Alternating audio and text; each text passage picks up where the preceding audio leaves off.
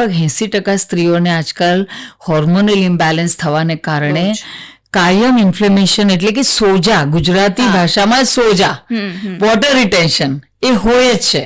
બરોબર છે.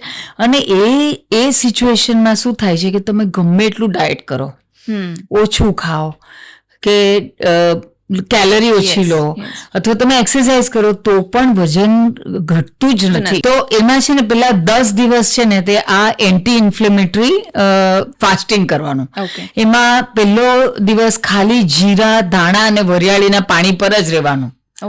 જીરું, ધાણું ને વરિયાળીનું પાણી અને એમાં જરાક અદરક નાખી શકાય, બસ એ જ પીધા કરવાનું બરોબર રીતે બાફી. અને એની અંદર તમે મસાલો બધો નાખી શકો જે ઈચ્છા થાય. મરચું નહીં નાખવાનું.